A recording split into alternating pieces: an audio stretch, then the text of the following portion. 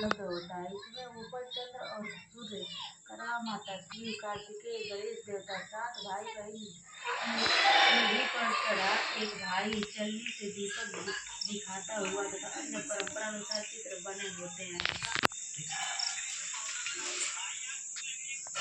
परिवार और पड़ोस की महिलाएं एकत्र होकर चित्र के सामने बैठकर पूजा करती हैं और सामूहिक गीत गाती हैं। इस पूजा में लकड़ी के एक कट्टे पर मिट्टी से बनाई गौरा, गणेश और शिव के प्रतिष्ठित किए जाते हैं।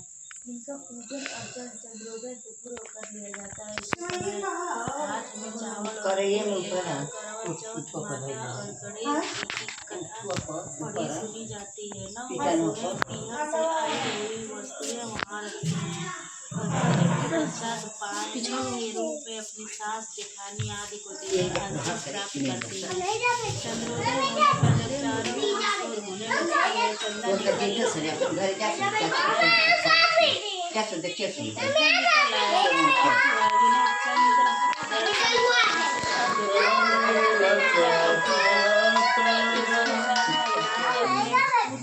के पाँव लगकर आशीर्वाद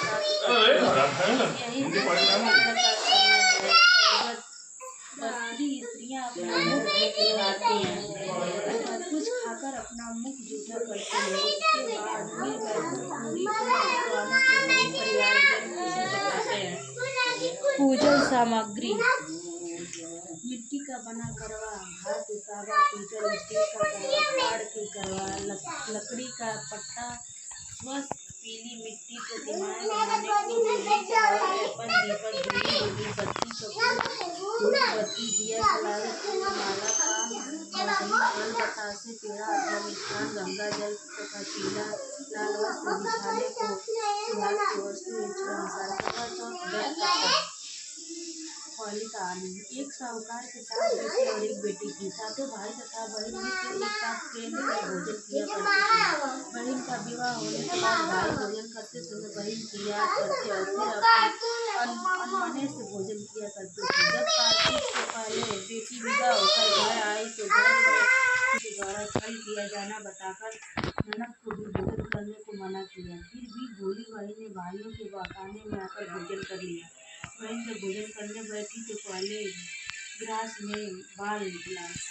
दूसरा कौर मुंह तक पहुँचने पर कुत्ते ने कान खटखटाया। इस तरह 2 अपशकुनों के बाद भी बहन ने भाइयों के साथ कुछ भोजन कर लिया, लेकिन तभी उसकी ससुराल से उसके पति की तबीयत खराब होने की खबर आ गई। वह छोटे भाई को लेकर जब तक ससुराल पहुंची तब तक पति की मृत्यु हो चुकी थी। वहाँ उसकी मौत पर भारी कोहराम मचा हुआ था।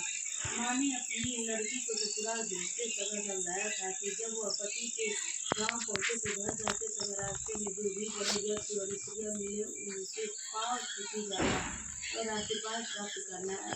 उसने ऐसा ही किया। जब वह पति के घर पहुंची तो वहाँ का हाल देखकर वह हतप्रभ हो गई। मुंह से एक बार चीख निकली और फिर वह गुमसुम सी एक ओर बैठ गई।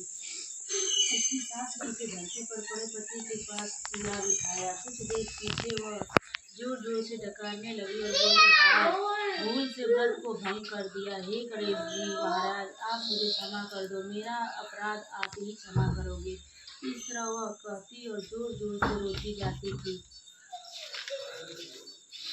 तभी शंकर पार्वती उधर से निकले। पार्वती जी ने हाल जानकर कहा, हे स्वामी, यह तो बहुत कम उम्र में ही विधवा हो रही है। यह अपना शेष जीवन कैसे काटेगी? प्रभु आप कुछ कीजिए। शंकर भगवान बोले, प्रिय माताओं ने कार्तिक की सबसे बड़ी करवा चौथ का व्रत करके अखंड सौभाग्य पाने की बात कही।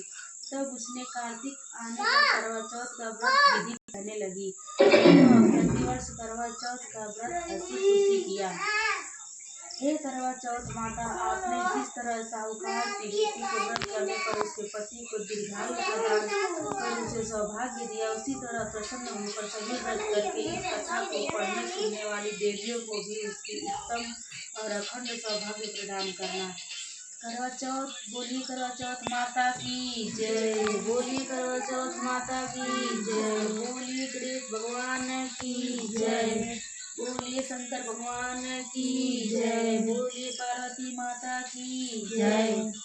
करवा चौथ माता की दूसरी कहानी। प्राचीन समय में एक पतिव्रता स्त्री थी। उसका नाम करवा था। वह अपने पति की सेवा करने में कोई कमी नहीं छोड़ती थी। एक कार्तिक कृष्ण पक्ष की चतुर्थी के दिन उसका पति जब नदी में स्नान कर रहा था तो एक मगरमच्छ उसका पैर पकड़कर नदी में ले जाने लगा। तब वो पति जोर जोर से करवा करवा कहकर पत्नी को मदद के लिए पुकारने लगा। पत्नी ने यह सब देखा तो उसने अपनी साड़ी से एक सूत खींचकर मगर की ओर फेंक दिया। वह उस सूत के धागे से बंधकर पति को आगे नहीं ले जा सका। करवा ने फिर धर्मराज को पुकारा। उस पतिव्रता की पुकार पर धर्मराज वहां उपस्थित हुए और बोले, हे पतिव्रते, कहो क्या चाहती हो।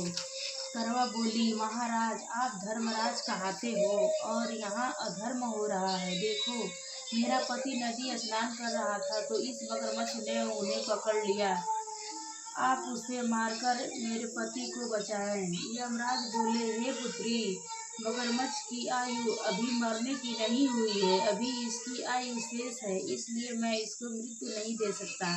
करवा बोली, भगवान, आप धर्मराज हैं, आपका धर्म दुष्टों को दंड देने का है, फिर आप ऐसा क्यों नहीं करते। धर्मराज उसकी बात सुनकर मौन थे। तब करवा फिर बोली, तो अब मैं ही मगरमच्छ को नदी सहित नष्ट कर देती हूँ। यमराज बोले, ऐसा मत करो पतिव्रते, नदी के नष्ट होने से तो सभी प्राणी दुखी हो जाएंगे। ऐसा कहकर उन्होंने उसके पति को छुड़ाकर मगर को सीधा यमपुरी भेज दिया और कहा, हे देवी, आज कार्तिक कृष्ण पक्ष की चतुर्थी है, श्री गणेश जी की पूजा का दिन है। तुम्हारे करवा नाम से यह गणेश चतुर्थी प्रसिद्ध होगी। इस दिन जो सुहागिनें अपने पति की दीर्घायु के लिए चंद्रोदय होने पर अर्घ्य देकर पूजा करेंगी, उनकी इस व्रत के प्रभाव से समस्त मनोकामनाएं पूर्ण होंगी। आज तुम्हारा पतिव्रत धर्म भी धन्य हुआ जो तुमने अपने पति के प्राण बचाए। उसी समय से यह करवा चौथ व्रत पतिव्रताओं में प्रसिद्ध हुआ। हे चौथ माता, जैसा पुण्य फल पतिव्रता करवा को आपने अपनी कृपा से प्रदान किया, उसी तरह समस्त पतिव्रताओं को उनके करवा चौथ व्रत का फल प्रदान करें, उनके पतियों को दीर्घायु एवं सुख प्राप्ति कराएं। बोलिए करवा चौथ माता की जय। बोलिए करवा चौथ माता की जय। बोलिए गणेश भगवान की जय। बोलिए गणेश भगवान की जय। बोलिए शंकर भगवान की जय। बोलिए पार्वती माता की जय। आवाज कम कर। अर्जुन नीलगिरी पर्वत पर तपस्या करने चले गए। उनके पीछे उनके भ्राता और द्रौपदी को अनेक संकटों का सामना करना पड़ा।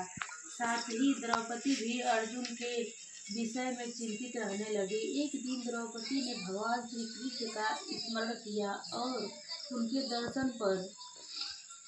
देने पर उनको अपने संकटों के विषय में बताया।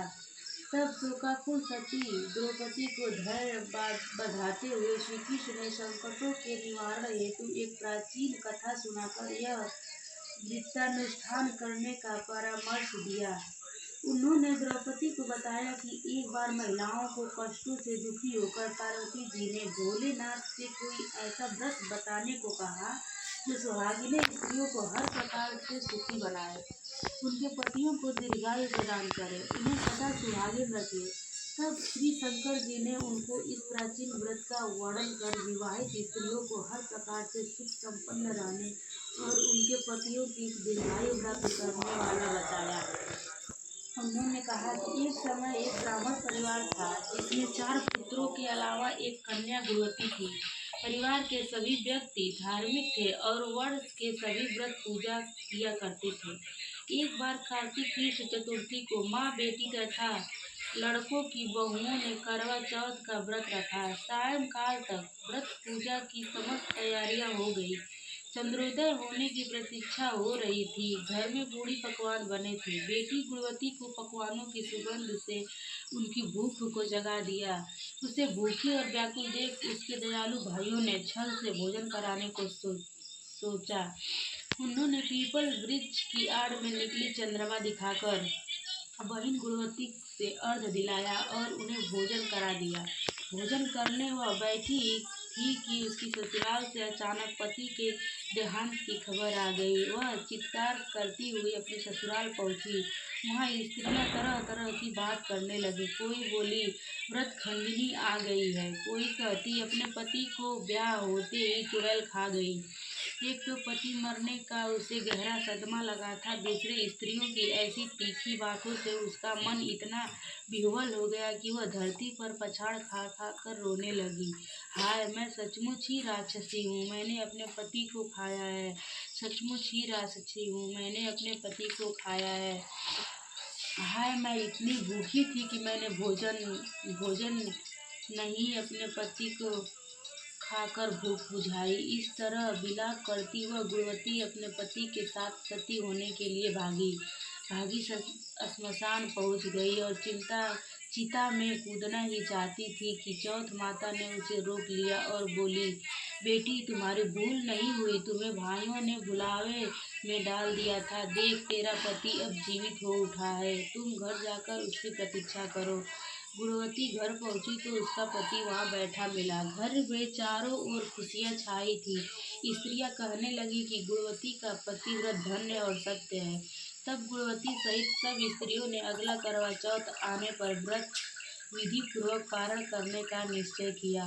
कार्तिक कृष्ण पक्ष में जब फिर करवा चौथ आई तो गुणवती ने सब भांति पूर्वक विधि पूर्वक व्रत किया। श्री कृष्ण जी बोले, हे द्रौपदी, तुम भी इस व्रत को करके अपने समस्त संकट दूर कर सकोगी। यह कार्तिक मास अगला ही मास है। तुम करवा चौथ व्रत को विधि पूर्वक करोगी तो अपनों को सभी संकटों से मुक्त पाओगी। बोलिए करवा चौथ माता की जय। बोलिए करवा चौथ माता की जय। बोलिए गणेश भगवान की जय। बोलिए शंकर भगवान की जय। बोलिए पार्वती माता की जय।